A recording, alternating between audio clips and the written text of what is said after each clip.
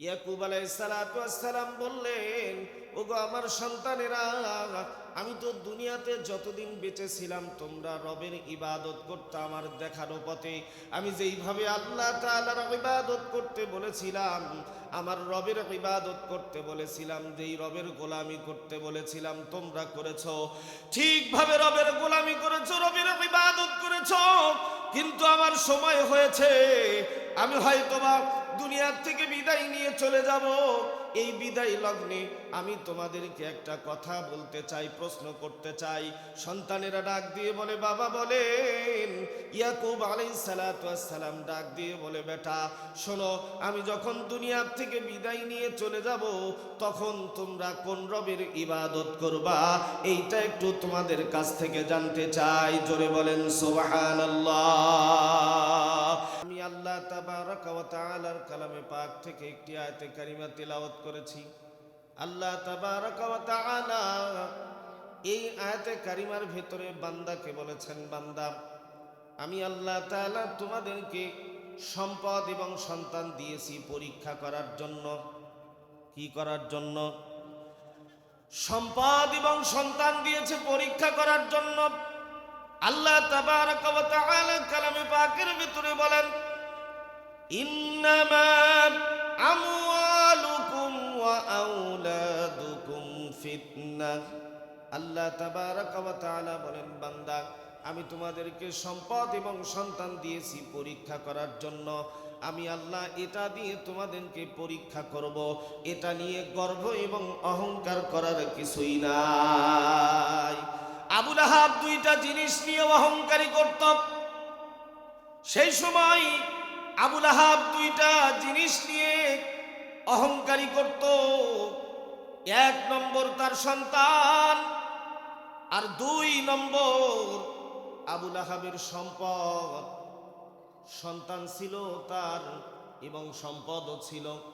এই দুইটা জিনিস নিয়ে আবু লাহাব প্রচুর অহংকারী করত, বিরাট তাকাব্বুরি দেখাইতো, ভাব করত, অহংকার করত।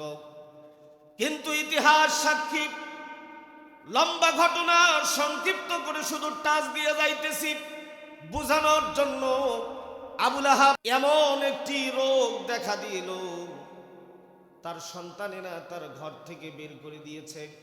শুধু তাই নয়, বাড়ির আশেপাশে রাখে নাই, দূরে এমন এক জায়গায় রেখে এসেছে যেই জায়গার ভেতরে কোনো মানুষ নাই, কোনো জনপদ নাই। সেই সম্পদ ও সম্পদের জায়গায় থাকলো, সন্তান ও সন্তানের জায়গায় থাকলো। সম্পদ নিয়ে অহংকারী করত, সম্পদ তাকে বাঁচাইতে পারল না। সন্তান নিয়ে অহংকারী করত, সেই সন্তানও তাকে ঘরের ভেতরে রাখলো না। আবু লাহাবকে বাহিরে রেখে আসছে, এমনকি তার মৃত্যুর পরে তাকে কবরস্থ করবে, মাটির ভিতরে পুঁতে রাখবে, এমনটাও করে নাই। তাকে গোসল করাইবে, এমনটাও করে নাই। মানুষ দ্বারা সব কিছু করেছে।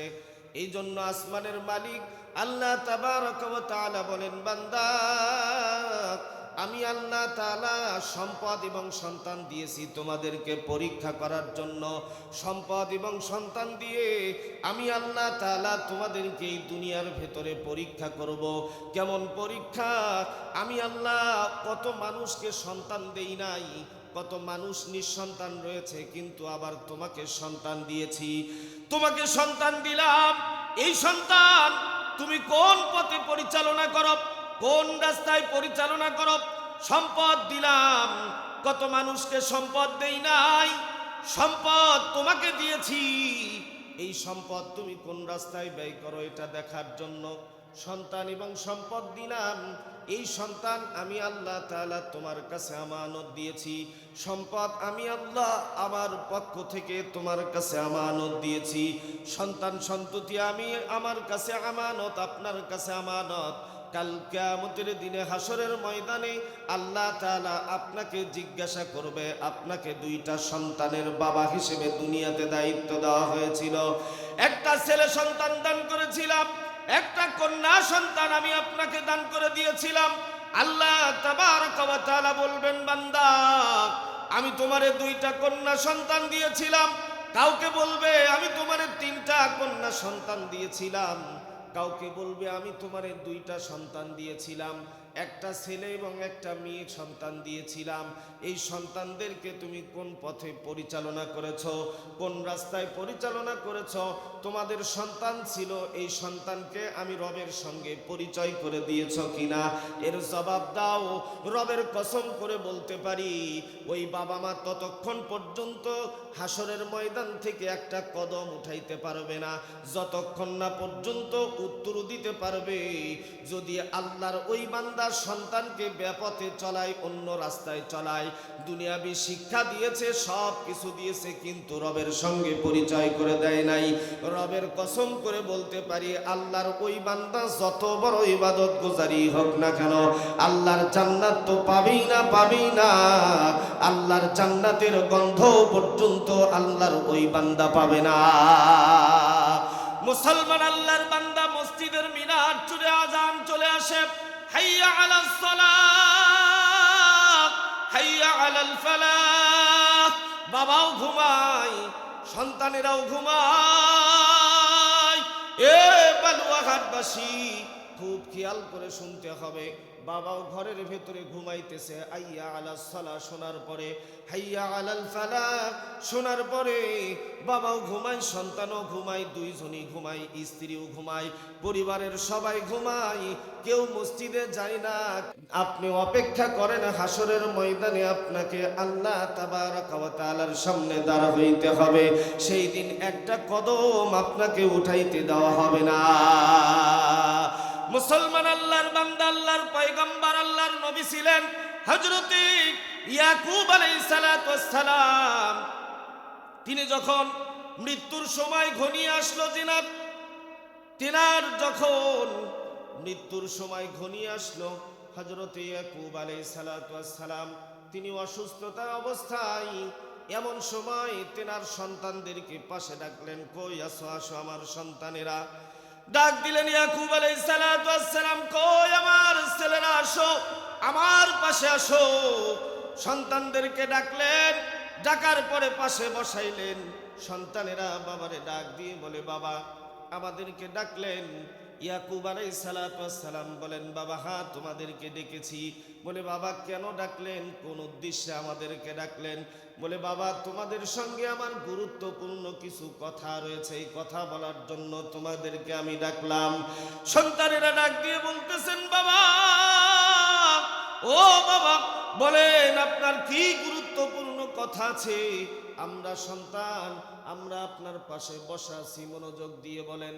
ইয়াকুব আলাইহিস সালাতু ওয়াস সালাম বললেন, ওগো আমার সন্তানেরা, আমি তো দুনিয়াতে যতদিন বেঁচে ছিলাম তোমরা রবের ইবাদত করতে আমার দেখানো পথে। আমি যেইভাবে আল্লাহ তাআলার ইবাদত করতে বলেছিলাম, আমার রবের ইবাদত করতে বলেছিলাম, যেই রবের গোলামি করতে বলেছিলাম তোমরা করেছো, ঠিকভাবে রবের গোলামি করেছো, রবের ইবাদত করেছো। কিন্তু আমার সময় হয়েছে, আমি হয়তোবা দুনিয়ার থেকে বিদায় নিয়ে চলে যাব। এই বিদায় লগ্নে আমি তোমাদেরকে একটা কথা বলতে চাই, প্রশ্ন করতে চাই। সন্তানেরা ডাক দিয়ে বলে, বাবা বলেন। ইয়াকুব আলাইহিস সালাতু ওয়াস সালাম ডাক দিয়ে বলে, বেটা শোনো, আমি যখন দুনিয়ার থেকে বিদায় নিয়ে চলে যাব, তখন তোমরা কোন রবের ইবাদত করবা, এইটা একটু তোমাদের কাছ থেকে জানতে চাই। জোরে বলেন সুবহানাল্লাহ। আম কুনতুম শুহাদা ইয হাদারা ইয়াকুবাল মাউত ইয ক্বালা লিবানিহি মা তা'বুদুনা মিন বা'দি। জোরে বলেন আল্লাহু আকবার। ইয়াকুব আলাইহিস সালাতু ওয়াস সালাম ডাক দিয়ে বলতেছেন, বেটা আমি যখন দুনিয়ার থেকে বিদায় নিয়ে চলে যাব, বলো তোমরা কোন রবের ইবাদত করবা?